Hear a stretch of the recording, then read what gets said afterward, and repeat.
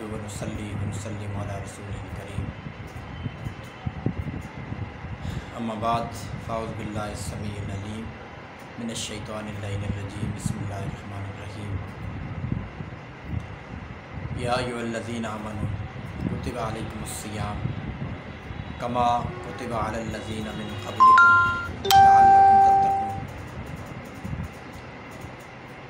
क़ाल fill मक़ामिल आख़र शहरु रमज़ानल्लज़ी उन्ज़िला फ़ीहिल क़ुरआन हुदल लिन्नास व बय्यिनातिन मिनल हुदा फ़मन शहिदा मिनकुमुश-शहर फ़ल्यसुम वमन काना मरीदन औ अला सफ़रिन फ़इद्दतुम मिन अय्यामिन उख़र युरीदुल्लाहु बिकुमुल युस्रा वला युरीदु बिकुमुल उस्र वलितुकमिलुल इद्दता वलितुकब्बिरुल्लाह अला मा हदाकुम वलअल्लकुम तशकुरून। सामीनीज़ वक़ार, आज 18 रमज़ान मुबारक है और इस माह मुक़द्दस का अशरा सानी मग़फ़िरत वो भी बड़ी तेज़ी के साथ गुज़र रहा है और ये माह मुकर्रम बड़ी रिफ़तों वाला है, अज़मतों वाला है, बरकतों वाला है। ये माह रमज़ान भी है, माह कुरान भी है, माह सब्र भी है, माह मुवाख़ात भी है। इसके अलावा माह फ़ातिमा भी है, माह अली भी है, माह हज़रत खदीजा कुबरा रज़ियल्लाहु ताला अन्हा, माह बदर भी है और इसी तरह और बहुत सारी शानें इस माह मुक़द्दस को अल्लाह ने अता की हैं। इस महीने की बड़ी बरक़ात हैं, बड़ी शानें हैं। बहरहाल दरबार आलिया बिन्त शरीफ कश्मीर से सैयद असद हुसैन शाह साहब और उनके रफ़क़ा सरदार अरसलान साहिब और इसी तरह असद हुसैन शाह साहिब और ज़ाकिर हुसैन शाह साहब, जितने भी दोस्त हैं जो दरबार शरीफ के मुताल्लिक़ीन हैं, चाहने वाले हैं, उन्होंने मुझे हुक्म दिया तो उनके हुक्म की तकमील करते हुए आज मैं यहाँ हाज़िर हुआ। अल्लाह ताला तमाम दरबार शरीफ के जो गदी नशीन सजादा नशीन उनको और उनके आले खाना और उनके रफ़क़ा और मुरीदीन को सलामत रखे।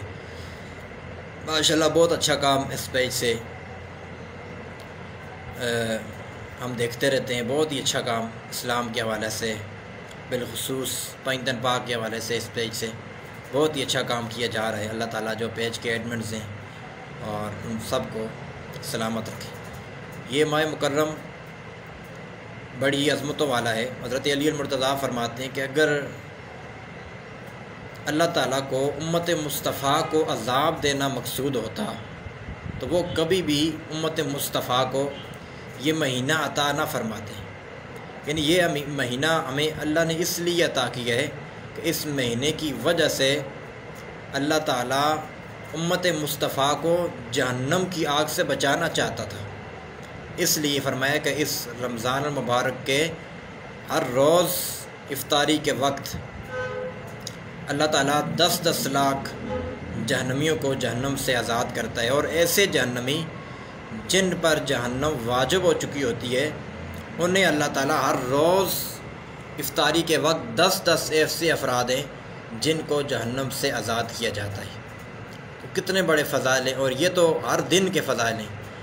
इसके अलावा अगर आप देखें तो वो बेशुमार फ़ज़ाइल हैं। यानी शब जुम्मा जो जुमरात की जो शब है उससे लेकर जुम्मे की शब तक, उसके अंदर तो हर घड़ी अल्लाह ताला 10-10 लाख ऐसे अफराद को जहन्नम से आज़ाद फरमाते हैं कि जिन पर जहन्नम वाजिब हो चुकी होती है। और ये माह मुकर्रम कितना अज़मतों वाला है, कितना बरकतों वाला है।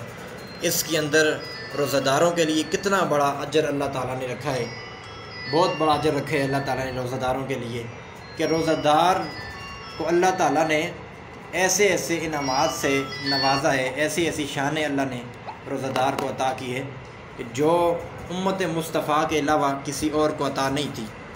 हज़ूर ने फरमाया कि अल्लाह ने मेरी उम्मत को ऐसी खसलतें अता की हैं कि जो पहली उम्मतों को नहीं मिली। मसलन फरमाया मेरी उम्मत کو اللہ نے ایسے انعامات عطا کیے ہیں کہ جو پہلی امتوں کو نہیں ملے تھے۔ یہ ایک تو ماہ مکرم ماہ رمضان، چونکہ پہلی امتیں آپ دیکھیں روزے تو فرض تھے، یا ایھا الذین آمنوا کتب علیکم الصیام، کہ اے ایمان والا تم پر روزے فرض کیے گئے ہیں، لعلکم تتقون، کہ جس طرح کما کتب علی الذین من قبلکم، جس طرح تم سے پہلی امتیں جو گزری ہیں، جناب آدم علیہ السلام کو دیکھیں کہ وہ کس طرح ہر مہینے کے 11، 12 اور 13 تاریخ کو روزہ رکھتے تھے۔ اسی طرح ابراہیم علیہ السلام دیکھیں، نوح علیہ السلام کو دیکھیں، بعض ایسے ہیں کہ جو ایک دن روزہ، ایک دن جو ہے نا افطار، بعض جو ہے نا اس طرح مختلف طریقۂ کار تھے، مگر یہ ماہ رمضان اللہ نے امت مصطفیٰ کو عطا فرمایا ہے۔ روزے پہلی امتوں پر بھی فرض تھے، لیکن ان کا طریقۂ کار الگ تھا، مختلف تھا، مگر امت مصطفیٰ کو پورا مہینہ رمضان کا اللہ نے عطا کیا، اور یہ امت مصطفیٰ کو کے گناہوں کو بخشوانے کا ایک بہت بڑا ذریعہ ہے جو اللہ نے ہمیں یہ ماہ مبارک ماہ رمضان اللہ نے ہمیں عطا کیا ہے۔ یہ بڑا ہی برکتوں والا مہینہ ہے، بڑا ہی عظمتوں والا مہینہ۔ حضور نے فرمایا میری امت کو اللہ نے 5 ایسی چیزیں دی ہیں کہ جو پہلی کسی امت کو نہیں ملی۔ پہلی فرمایا کہ میرا امتی جب روزہ رکھتا ہے تو اس کے منہ سے جو روزہ جب معدہ انسان کا خالی ہوتا ہے تو اس سے بدبو سی آتی ہے، منہ سے انسان کے ظاہر ہوتی ہے۔ فرمایا اس کے منہ سے نکلنے والی جو بو ہوتی ہے وہ اللہ کے ہاں کستوری سے بھی زیادہ پسندیدہ ہے۔ کہاں کستوری اور کہاں معدہ خالی ہونے کی وجہ سے جو انسان کے منہ سے بو جو سمیل جو ظاہر ہوتی ہے وہ اللہ کے ہاں اتنی محبوب ہے، اللہ کہتے ہیں مجھے وہ کستوری سے بھی زیادہ وہ پسندیدہ ہے وہ بو۔ اور دوسرا فرمایا کہ روزہ دار کے لیے سمندر کی مچھلیاں بھی روزہ دار کے لیے دعائے مغفرت کرتی رہتی ہیں۔ یعنی یہ وہ باتیں کہ جو حضور علیہ السلام کی امت کے علاوہ کسی امت کو یہ چیزیں نہیں ملی۔ اور تیسری خاص بات یہ ہے، فرمایا کہ مصطفیٰ کریم رؤوف الرحیم صلی اللہ تعالیٰ علیہ وآلہ وسلم کی جو امت ہے اس کے لیے ہر روز جنت کو آراستہ کیا جاتا ہے، جنت کو مزین کیا جاتا ہے، جنت کو وسیع کیا جاتا ہے، جنت کو کھلا کیا جاتا ہے امت مصطفیٰ کے لیے۔ اور فرمایا کہ جب آخری شب آئے گی یعنی چاند رات، تو اللہ تعالیٰ امت مسلمہ کو اس کے گناہوں کو معاف فرما دے گا، اور اللہ کہے گا آج ان کو مزدوری پوری دی جائے۔ تو اللہ تعالیٰ جن لوگوں نے روزہ رکھا ہوگا، تراویحیں پڑھی ہوں گی، اچھے اعمال کیے ہوں گے، اللہ تعالیٰ ان کے سارے گناہوں کو معاف فرما دے گا۔ کتنے بڑے فضائل ہیں، یہ ایسی چیزیں ہیں جو اللہ تعالیٰ نے مصطفیٰ کریم علیہ السلام کی امت کو عطا کی ہیں۔ چونکہ آج یاد رکھیں نماز، روزہ، زکوٰۃ، حج، یہ سارے اعمال صالحہ کا یہ ہم پر فرض ہے۔ نماز فرض ہے، روزہ فرض ہے، زکوٰۃ فرض ہے، حج فرض ہے، ٹھیک ہے، یہ جو اسلام کے بنیادی ارکان ہیں 5 کلمہ، یہ سب کچھ لازم ہے، مگر اس کے ساتھ ساتھ اخلاق حسنہ کا ہونا بڑا ضروری ہے۔ آج لوگ روزہ رکھتے ہیں لیکن ساتھ غیبت کرتے ہیں، بدگوئی کرتے ہیں، بد اخلاقی کرتے ہیں، ان کے اخلاق اچھے نہیں ہیں۔ تو روزے کے ساتھ ساتھ ہمارا اخلاق کا اچھا ہونا بہت ضروری ہے۔ قرآن مجید فرقان حمید نے حضور علیہ السلام کے اخلاق حسینہ اور جمیلہ کو بیان کرتے ہوئے کہا وَإِنَّكَ لَعَلَىٰ خُلُقٍ عظیم، اے نبی بے شک ہم نے آپ کو اخلاق کے اعلیٰ سے بالا تر مقام پر فائز کیا ہے۔ اور آگے امت مصطفیٰ کو یہ سبق دیا، یہ حکم دیا لَقَدْ كَانَ لَكُمْ فِي رَسُولِ اللَّهِ أُسْوَةٌ حَسَنَةٌ، تمہارے لیے تمہاری زندگی گزارنے کا سب سے بہترین نمونہ، سب سے بہترین رول ماڈل اگر کوئی ہستی ہے وہ آمنہ کا چاند ہے، وہ فاطمہ کا بابا ہے، وہ امام الانبیاء علیہ السلام کی ذات بابرکات ہے کہ ان کی زندگی سے آپ سیکھو کہ انہوں نے کس طرح دشمن حضور علیہ السلام سے پوچھا، حضرت عائشہ صدیقہ نے، ہے اللہ کے نبی کہ آپ کی زندگی میں خندق سے زیادہ بھی کوئی مشکل ترین وقت آیا ہے؟ خندق کے اندر آپ دیکھیں بغیر بھوکے پیاسے اللہ کے نبی اپنے پیٹ پہ پتھر باندھے ہوئے ہیں اور خندق کھود رہے ہیں، صحابہ کرام بھی ساتھ ہیں۔ اور اللہ کے نبی نے فرمایا عائشہ خندق سے بھی زیادہ مشکل وقت آیا تھا جب طائف کے میدان کے اندر میں اسلام کی دعوت دینے کے لیے گیا، اور وہاں پر ان غنڈوں نے، وہ جو طائف کے جو بادشاہ تھے، انہوں نے جو پیچھے غنڈے آوارہ گرد جو لڑکے پیچھے لگائے تھے، انہوں نے اتنے پتھر مجھے مارے۔ ایک تو میری تبلیغ کو مانا نہیں ہے، میں نے جو دعوت دی تھی اس دعوت کو انہوں نے ریجیکٹ کر دیا، رد کر دیا۔ دعوت کیا تھی کہ اے لوگو قولوا لا الہ الا اللہ لعلکم تفلحون، کہ تم یہ کہو اللہ کے سوا کوئی عبادت کے لائق نہیں ہے، وہی وحدہ لا شریک ہے، اور میں اللہ کا سچا رسول ہوں، خاتم النبیین ہوں۔ لیکن انہوں نے نہیں مانا کیونکہ ان کی بدقسمتی تھی۔ تو اللہ کے نبی فرماتے اتنے انہوں نے وہ لڑکے جو پیچھے لگائے آوارہ گرد لڑکے، انہوں نے اتنے پتھر برسائے کہ اللہ کے نبی جب چلتے تھے، اور اتنے زیادہ انہوں نے پتھر برسائے کہ حضور علیہ السلام کے نالین طیبین بھی لہو لہان ہو گئے۔ اور پھر جب حضور علیہ السلام تکلیف کی وجہ سے بیٹھ جاتے، پھر وہ حضور کو اٹھاتے اور پھر دوبارہ وہ پتھر مارتے۔ یعنی اس سے مشکل ترین وقت بھی، اس سے مشکل ترین وقت میرے اوپر کوئی نہیں گزرا۔ خود سوچیں یار، اللہ کے نبی نے اس دین کی خاطر کتنی تکلیف، کتنے مصائب برداشت کیے ہیں۔ لوگوں نے طرح طرح کے طعنے دیے، کسی نے جادوگر کہا، کسی نے مجنوں کہا، کسی نے ساحر کہا، کسی نے شاعر کہا، کسی نے کیا سے کیا حضور علیہ السلام کو طعنے دیے گئے، مگر اللہ کے نبی نے پھر بھی اس دین کو نہیں چھوڑا۔ آج ہمارے جو نوجوان ہیں ان کی حالت یہ ہے، اگر کوئی انہیں ملا کہہ دے یا داڑھی کی وجہ سے کوئی ملا کہہ دے، وہ دین چھوڑ دیتے ہیں۔ چھوٹا ستانہ کوئی دے دے تو ہم لوگ دین چھوڑ دیتے ہیں۔ اس کی وجہ یہ ہے کہ ہم نے اللہ کے نبی کی سیرت کو نہیں پڑھا۔ قرآن نے کہا وَلَوْ كُنْتُ غَضًّا غَلِيظَ الْقَلْبِ لَانفَضُّوا مِنْ حَوْلِكَ، کہ اے نبی اگر آپ سخت دل ہوتے، ترش مزاج اگر آپ ہوتے، یعنی آپ کا اگر اخلاق اچھا نہ ہوتا تو یہ کفار تو آپ سے دور بھاگ جاتے۔ یاد رکھیں، اللہ کے نبی نے جتنا بھی اسلام پھیلایا ہے اس کے پیچھے اللہ کے نبی کا اخلاق ہے۔ اللہ کے نبی نے تلواریں بھی اٹھائی ہیں بدر کے میدان میں، اس کے علاوہ جنگوں میں، لیکن دین جتنا بھی پھیلا ہے وہ میرے آقا کریم رؤوف الرحیم صلی اللہ تعالیٰ علیہ وسلم کے اخلاق سے پھیلا ہے، حضور کے کردار سے پھیلا ہے۔ اللہ کے نبی کے اخلاق اتنا حسین و جمیل تھا، اتنا خوبصورت تھا کہ جو بھی آپ سے ملاقات کرتا وہ آپ کا ہی ہو کے رہ جاتا۔ اس لیے کفار منع کرتے اپنے بچوں کو کہ تم نے مدینہ کی گلیوں میں نہیں نکلنا، باہر نہیں نکلنا، کہیں اگر تمہاری نظر اس نبی آخر الزمان کے چہرے پہ پڑ گئی تو تم اس کے غلام بن جاؤ گے۔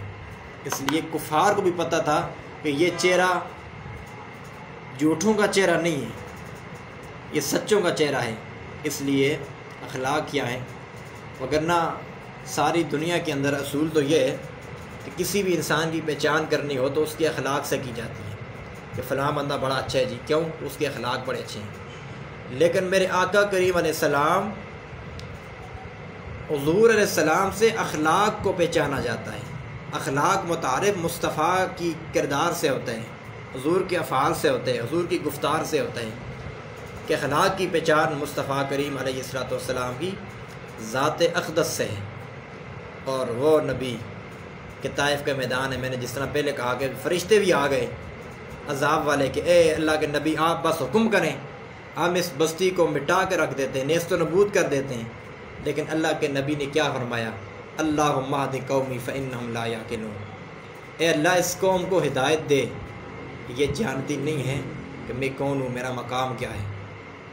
اسی لیے ہم کہتے ہیں کہ وہ پتھر مارنے والوں کو دیتے تھے دعا اکثر، وہ پتھر مارنے والوں کو دیتے تھے دعا اکثر، کوئی لاؤ مثال سی شرافت ہو تو ایسی ہو، کوئی لاؤ مثال سی شرافت ہو تو ایسی ہو۔ یعنی ایسی شرافت اللہ کے نبی کی تھی کہ اس کی مثال اگر ہم اس دنیا کے اندر تلاش کرنا چاہیں تو ہمیں کوئی ایسی مثال نہیں ملتی۔ آج ہماری حالت یہ ہے کہ اگر ہمیں کوئی غصے کی نگاہ سے دیکھے تو ہم اس کے دشمنی ہم کرنے لگ جاتے ہیں، ساری زندگی ہم اس سے کلام نہیں کرتے، اس لیے کہ اس نے مجھے غصے کا ساتھ دیکھا ہے، میرے ساتھ رویہ اچھا نہیں رکھا۔ تو وہ اللہ کے نبی کا اخلاق کتنا اعلیٰ تھا کہ اللہ کے نبی، لوگ پتھر برسا رہے ہیں لیکن پھر بھی اللہ کے نبی انہیں دعائیں دے رہے ہیں۔ فرمایا وما ارسلناک الا رحمۃ للعالمین، مجھے اللہ نے تمام جہان والوں کے لیے رحمت للعالمین بنا کے بھیجے، رحمت بنا کر بھیجے۔ اس لیے اللہ کے نبی کافروں کے لیے بھی رحمت بن کے آئے، کائنات کے ہر ذرے کے لیے اللہ نے اپنے نبی کو رحمت بنا کر بھیجا ہے۔ اس لیے حضور علیہ الصلوۃ والسلام نے کبھی کسی کو بھی بد دعا نہیں دی، ہمیشہ دعا ہی دی ہے۔ تو یہ حضور کی سیرت ہے، یہ حضور کا کردار اور اخلاق ہے، ہمیں اس سے سیکھنا چاہیے۔ یاد رکھیں نماز، روزہ، زکوٰۃ یہ سب کچھ فرض ہے، مگر یہ انسان کو اس مقام پر نہیں پہنچاتے جس مقام پر انسان کو اس کا اخلاق پہنچا دیتا ہے، اس کا کردار پہنچا دیتا ہے، اس کی تربیت پہنچا دیتی ہے۔ اللہ کے نبی نے فرمایا کہ میرے صحابہ اتدرون ما المفلس، کیا تمہیں پتہ ہے کہ مفلس کون ہے، غریب کون ہوتا ہے؟ تو صحابہ نے فرمایا یا رسول اللہ، مفلس وہ ہوتا ہے ہمارے ہاں کہ جس کے پاس پیسے نہ ہو، مال و دولت نہ ہو۔ تو اللہ کے نبی نے فرمایا نہیں، میری امت کا مفلس قیامت والے دن وہ ہوگا کہ جو نماز، روزہ، زکوٰۃ، حج، باقی اچھے مال تو ساتھ لے کے آئے گا، لیکن اس نے کسی کو گالی دی ہوگی، کسی کے ساتھ ظلم کیا ہوگا، کسی کے ساتھ زیادتی کی ہوگی۔ تو قیامت والے دن جن لوگوں کے ساتھ ظلم کیا ہوگا، زیادتی کی ہوگی، وہ سب کے سب آ جائیں گے اور اس کی ساری نیکیاں اٹھا کے انہیں دی جائیں گی جن پر اس نے ظلم کیا تھا، اور جب آخر میں اس کی نیکیاں ختم ہو جائیں گی تو ان کے گناہوں کو اس کو دیا جائے گا اور آخر میں اس کو جہنم میں ڈالا جائے گا۔ اس لیے اپنا اخلاق، اپنا کردار اچھا رکھیں تاکہ تمہارے جانے کے بعد کم از کم لوگ یہ تو نہ کہیں کہ یہ بندہ بڑا برا تھا، اس کے اخلاق اچھے نہیں تھے، اس کا کردار ٹھیک نہیں تھا، اس سے لوگ بڑے تنگ تھے۔ چونکہ مسلمان ہوتا ہی وہ ہے، بخاری کے اندر، مسلم کے اندر، دیگر تمام سیاح کے اندر یہ حدیث موجود ہے۔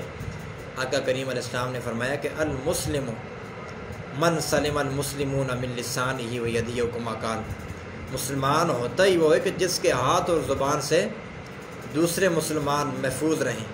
تو جب ہمارے ہاتھ سے، ہماری زبان سے، ہمارے کردار سے، ہمارے چال چلن سے، ہماری گفتار سے باقی مسلمان محفوظ نہیں ہیں تو روزہ رکھنے کا کیا فائدہ ہمیں، نماز پڑھنے کا ہمیں کیا فائدہ؟ پھر نماز، یہ وہ نماز تو نہ ہوئی نا کہ جس کے بارے میں قرآن کہتا ہے ان الصلاۃ تنہی عن الفحشاء والمنکر، جو بے حیائی اور برائی کے کاموں سے نماز روکتی ہے۔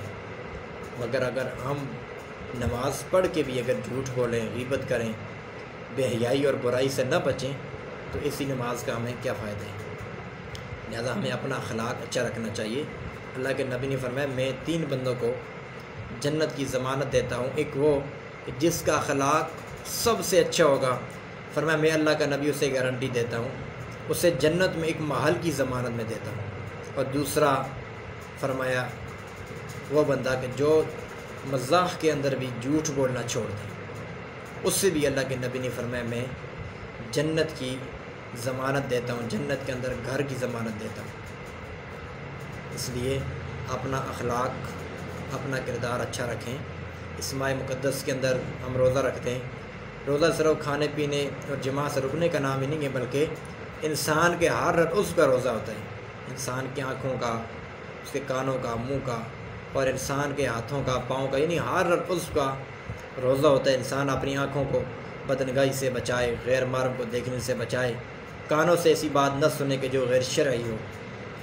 اس کے علاوہ انسان کے ہر عضو کا روزہ ہوتا ہے، چونکہ یہ روزہ ایک تو فرض ہے اور دوسرا یہ ہے کہ یہ ہمارے جسم کی زکوٰۃ ہے۔ اللہ کے نبی نے فرمایا لکل شیء زکوٰۃ وزکوٰۃ الجسد صومن او کما قال، فرمایا ہر چیز کی زکوٰۃ ہوتی ہے اور جسم کی زکوٰۃ جو ہے وہ روزہ ہے۔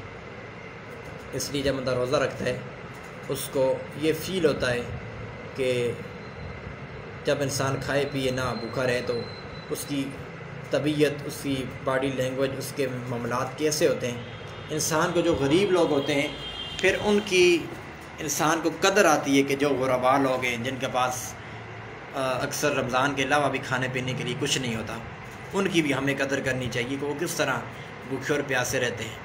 ایک تو بھوکے پیاسے لوگوں کی، غریب لوگوں کی انسان کو بہت زیادہ قدر ہوتی ہے، اس لیے اس ماہ مکرم کے اندر ہمیں عبادات زیادہ کرنی چاہیے۔ میں اکثر ہر جگہ درس میں روزانہ اور اس کے علاوہ جمعے پہ بھی یہ کہتا رہتا ہوں اپنے دوستوں کو کہ ہم کہتے ہیں رمضان ہمارا مہمان ہے جی، بس ٹھیک ہے چلا گیا، آیا اور چلا گیا۔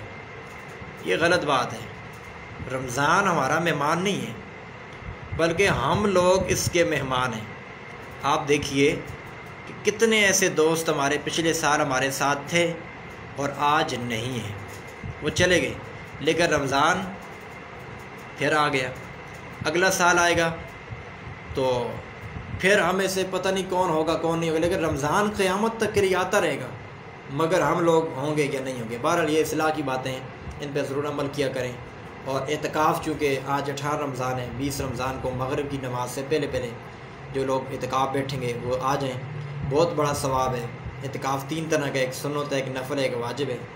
تو آخری 10 دن جو بیٹھتے ہیں یہ اعتکاف سنت ہے، یہ ضروری ہے۔ کوئی بھی نہیں بیٹھے گا تو پورا علاقہ گنہگار ہوگا۔ اس کے لیے جامع مسجد کو ہونا ضروری نہیں ہے، بلکہ کسی مسجد میں بھی آپ بیٹھ سکتے ہیں۔ عورتیں جو ہیں وہ گھروں کے اندر بیٹھیں اور مرد جو ہے نا مسجد کے اندر بیٹھیں۔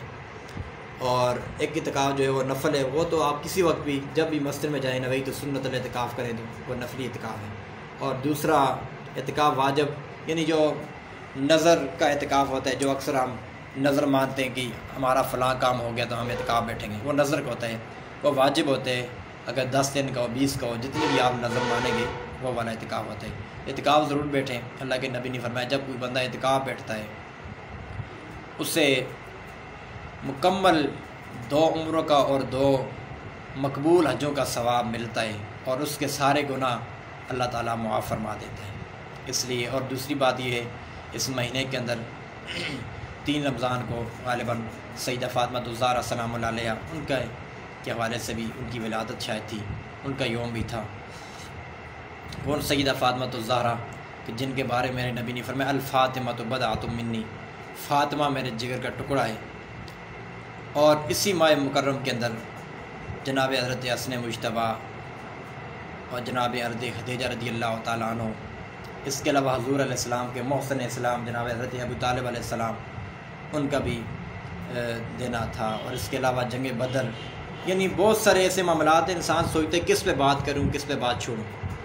بہرحال جنگ بدر کا آپ اٹھا کے دیکھیں تو اس کے اندر بھی سب سے زیادہ جو کافروں کو واصل جہنم کیا ہے، یعنی مین آف دی میچ جناب حضرت علی المرتضیٰ کرم اللہ تعالیٰ وجہ الکریم ہے کہ آپ نے سب سے زیادہ جو آخری روایت ہے وہ 30 کیے، 37 کیے، 35 کیے، مگر سب سے زیادہ جو کافر مارے گئے وہ حضرت علی المرتضیٰ شیر خدا کرم اللہ تعالیٰ وجہ الکریم نہیں مارے ہیں۔ اور حضرت علی المرتضیٰ کرم اللہ تعالیٰ وجہ الکریم کی شہادت بھی 21 رمضان مبارک کو یہ آگے آ رہی ہے۔ ان کا ذکر ہم جب تک نہ کریں تو ہماری بات، ہماری تقریر مکمل ہی نہیں ہوتی، چونکہ اہل بیت کا ذکر کرنا یہ بہت ضروری ہے۔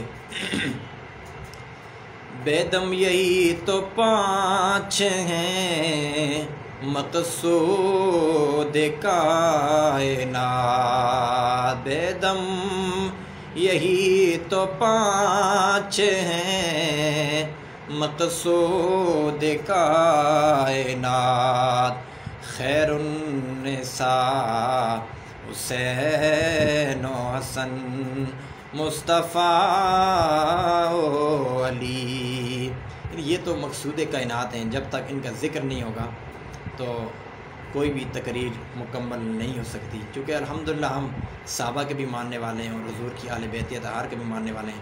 کون علی المرتضیٰ جو اخی مصطفیٰ ہیں، جنہیں دماد مصطفیٰ ہونے کا شرف حاصل ہے، وہ علی المرتضیٰ شہر خدا کرم اللہ تعالیٰ وجہ الکریم، جن کا مقام یہ ہے کہ اللہ کے نبی کہہ رہے ہیں انت اخی فی الدنیا والآخرہ، اے علی تو دنیا اور آخرت میں میرا بھائی ہے۔ یعنی یہ وہ مقام ہے کہ جو حضرت علی المرتضیٰ کے علاوہ کسی کو نہیں ملا۔ اور دوسرا کہ حضور نے اپنی سب سے پیاری بیٹی سیدہ فاطمہ الزہرا سلام اللہ علیہ کا نکاح حضرت علی سے کیا۔ اور تیسری خصوصیت یہ ہے کہ حضور نے خیبر کے مقام پر جھنڈا آپ کے ہاتھ میں عطا کیا۔ یہ فاروق اعظم فرماتے ہیں یہ وہ خصوصیات ہیں، فرماتے ہیں کاش کہ اگر یہ مجھے مل جاتی نا تو یہ دنیا اور ما فیہا سے بہتر تھی۔ چوتھا حضور نے فرمایا کہ حضرت علی المرتضیٰ اور میرے لیے ہم حالت جنبی میں بھی مسجد میں جا سکتے ہیں، ہمارے علاوہ اور کوئی کسی کے لیے جائز نہیں ہے۔ اور پانچویں فضیلت، اللہ کے نبی نے حضرت علی المرتضیٰ کو اپنے بستر پر سلایا، اپنے بستر پر حضرت علی المرتضیٰ کو حضور علیہ السلام نے سلایا۔ اور ایک اور فضیلت کہ اللہ کے نبی نے حضرت علی المرتضیٰ کو اپنے کندھوں پہ سوار کیا جب مکہ کے اندر بت توڑنے کی بات آئی۔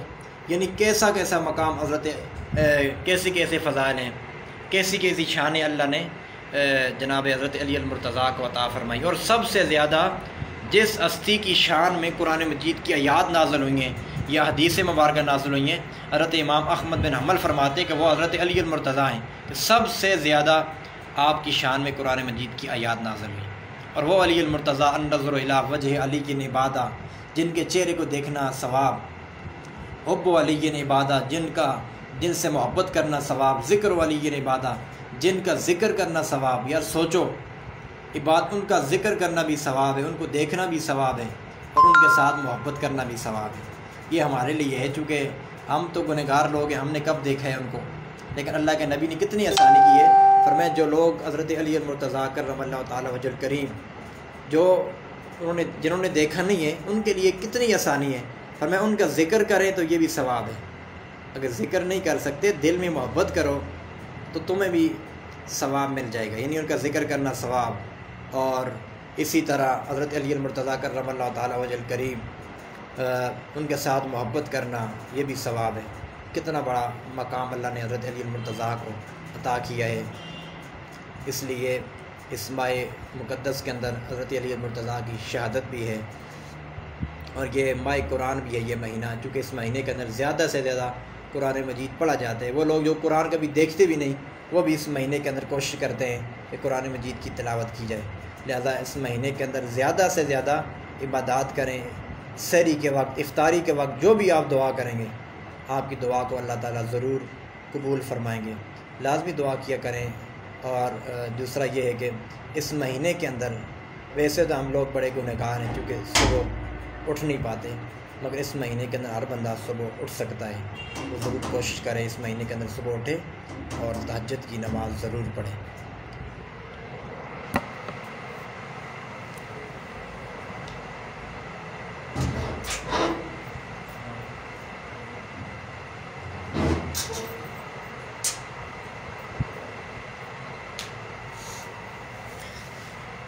تو بہرحال میں تمام جتنے بھی دربار شریف کے متعلقین ہیں، دربار شریف کے جو چاہنے والے ہیں، دربار شریف کے ساتھ محبت کرنے والے ہیں، سب کا انتہائی مشکور و ممنون ہوں جنہوں نے مجھے موقع دیا یہاں پر حاضر ہونے کا، کیونکہ رمضان کا مہینہ آپ کو پتہ ہے اس کے اندر اور ہی بہت ساری مصروفیات ہوتی ہیں، مگر شاہ صاحب نے حکم دیا تو یہ ہو ہی نہیں سکتا کہ ہم یہ دعویٰ کرتے ہیں کہ ہم سیدوں کے غلام ہیں، نوکر ہیں۔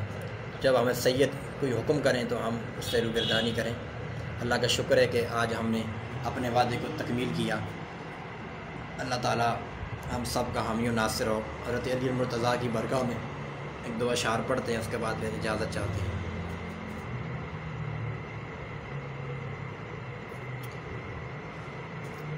مولا علی کرم اللہ تعالیٰ وجہ الکریم، چونکہ ان کی شہادت کا آگے دن بھی آ رہا ہے، اس لیے حضرت علی المرتضیٰ شیر خدا کرم اللہ تعالیٰ وجہ الکریم کی برگاہ میں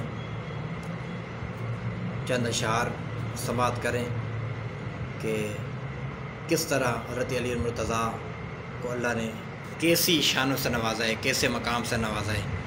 حضرت پیر سید نصیر الدین شاہ صاحب رحمۃ اللہ تعالیٰ علیہ آپ کیا خوب فرماتے ہیں، حضرت علی المرتضیٰ شیر خدا کرم اللہ تعالیٰ وجہ الکریم کے حوالے سے آپ فرماتے ہیں